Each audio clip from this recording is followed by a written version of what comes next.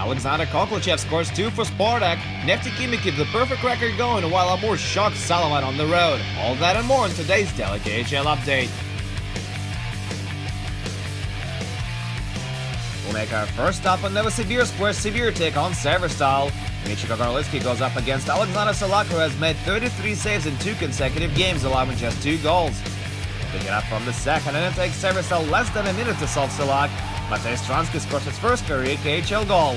He's a former Saskatoon Blader and a Texas Star. Head coach Pavel Zubov is clearly unhappy with 22-year-old Kirill Vorovyov on the play. Sibir tied up with less than a minute to go in the period. Alexander Sharov scores his first goal on his new team, and we're tied after 40.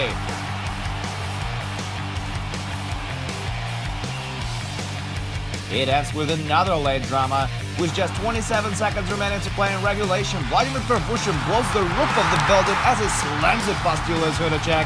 No time to come back, Sibir has it in the bag. Salak stops 26 shots, Ivan Vershagin and Alexander Sharov get 2 points each, and Sibir goes 3 for 3 to kick off the season. 2-1 is your final.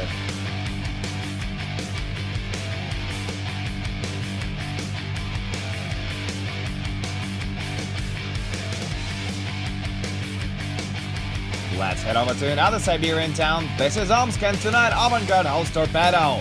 Dennis Parshin and Sergei Kostitsyn face Andre Patterson. We go to Omsk Arena for the action.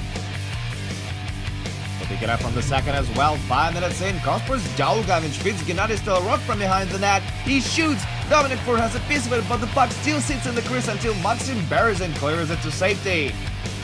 A few minutes later, Torpedo on a power play. Dennis Parshin bounces on the loose puck, goes around forehand, scores his first goal of the season. Gorgeous finish by Parshin, who now has 3 points in 2 games. Avangard almost get it back midway through the period on a power play chance of their own. Johan Sundström feeds Petr Kokrikov backdoor, but Kokrikov hits the goalpost. No goal. Torpedo almost holds on to the final buzzer, but with just a few minutes to go in regulation, Maxim Berezin scores his first with the Hawk and forces overtime. Midway through the extra period, Kirill Semyonov and Danil Faizulin connect for a beaut. Faizulin's shot seeps through Stanislav Galimov, and this one is over. Avangard got their second consecutive overtime win. 2-1 is the final.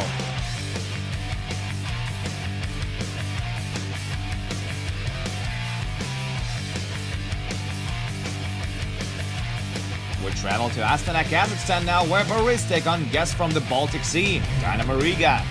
And Latvian team explodes with 3 unanswered goals in the opening frame. First, Mix Indrishis puts it home on a power play off Brennan McMillan's speed. 3 minutes later, they score on a 4-on-3 power play.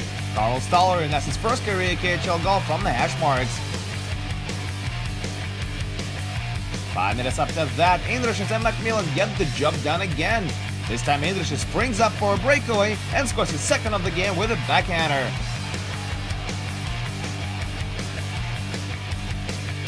Riga lead 3-0 after 20, but they don't want to stop. Midway through the second period, Danny Christo scores his second of the season from the right circle. Mix Indrishis picks up an assist on the play. Boris decide to go all in late in the period. They pull the goal for the extra attacker as they get a man advantage, and it works. They get a goal back before the intermission. Kevin Dahlman goes for a snapshot, and that beats Justin Peters just inside the post.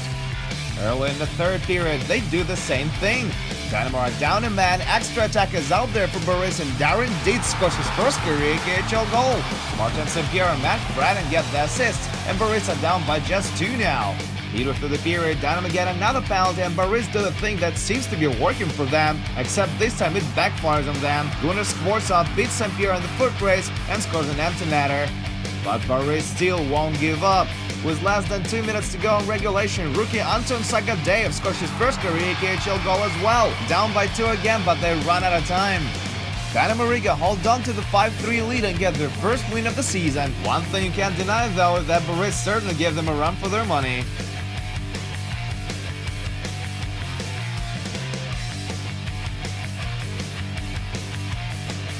We head to Khanty-Mansiysk now, where Yugo play host to Spartak Moscow. Home team won 1 game in overtime and suffered 2 losses, while Spartak are still looking for the first points of the season after failed road trips to Novosibirsk and Astana.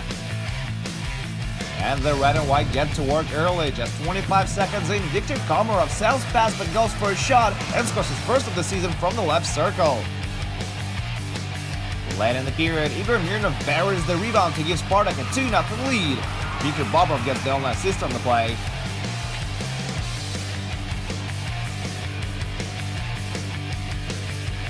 Early in the second period, Alexander Khokhlachev improves it to 3-0 with a cannon of a shot from the blue line. That was an absolute rocket by Koko. With a few minutes to go on the frame, Igor get on the board as well. Vitaly Shulakov finds the back of the net. They rule there wasn't goal interference on the play. It's a good goal.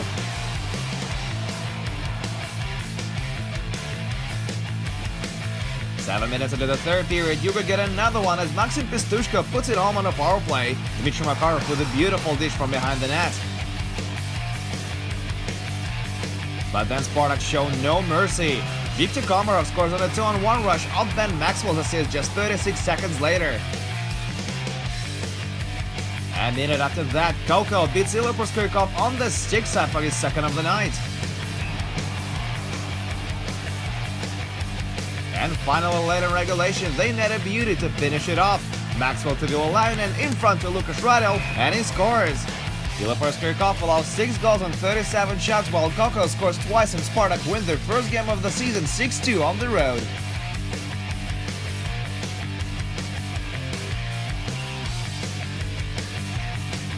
We travel to Ufa now, where Juha Metsola and Amur face Ben Scrivens and Salavat Ulayev. Buckle up, because this one is bumpy all the way to the finish. Amur strike first, 8 minutes in. Dmitry Shvidenko scored his first career KHL goal. It took 35 games, but he finally got it. Late in the period, they double their lead as Vladislav Pushenin gets in the shooting position with a nice deke and sends it past Ben Scrivens on a power play. Early in the second period, Salavat slice Amur's lead in half as they get a power play marker of their own.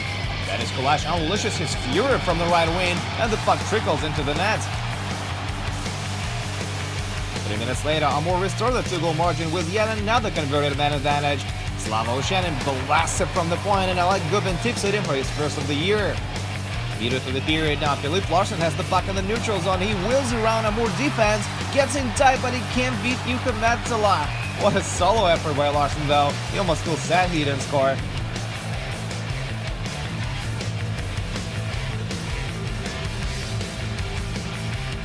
Late in the period, Salavat get back within one again. Ilya Zubov feathers it to Artem Fedorov. He skates to the net, defeats Denis Khokhlachev, and Khokhlachev has no right to miss. The play is onside, and it's 3-2 after 40 minutes of play. Just a few minutes into the third period, Salavat catch up with Amur on the scoreboard. Jonas Kemppanen buries it from the slot. Great hand-eye coordination by the Finn, where it's at 3s. But then Amur goes on a power play again, and they retake the lead. Slava Likovchenko is Johnny on the spot to tuck it home on the rebound. 4-3 Amur now. 20 seconds after that, Salavat forced turnover on the forecheck. Ilya Zubov sets up Philipp Larsen, and Larsen one-times it into the back of the net. This one is tied at 4s now. And it's going to be a heartbreaking end for Salavat fans. Amur get a 2-man advantage, and Slava Ushanin makes it count. That's the game-winning goal. Slava Ushanin scores 2 points, while his twin brother Vladislav Ushanin sets his new career KHL high with 4.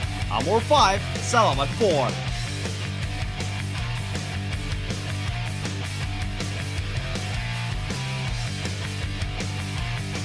Well, now in Nizhny Square, Tommy Karhut and Zach Ewan and Kunlun Red Star visit Ilya Zhov, Robin Gonzo, and Neftekhimik.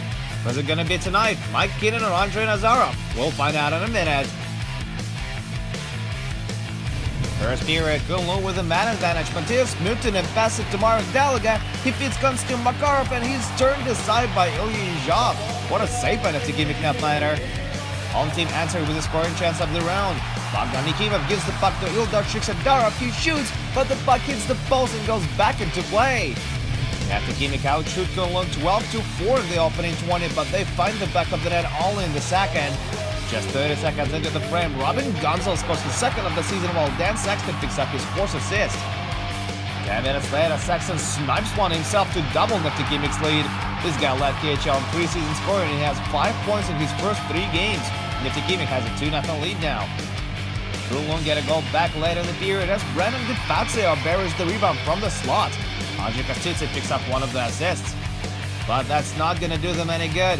Ilya Zhov stops 23 shots and Neftekhimik win their third consecutive game to climb on top of the Eastern Conference. 2-1 is the final.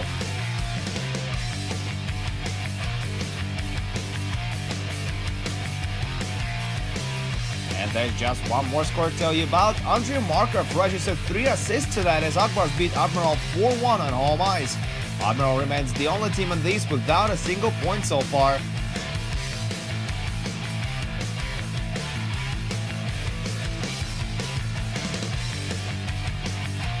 And that's it for your Daily KHL update, but don't forget to tune in tomorrow for 6 more games, including Lokomotiv Yekaterinburg and Traktor versus Avtomobilist. My name is Andreas Sachenko. Thank you guys so much for watching, and I'll see you again soon.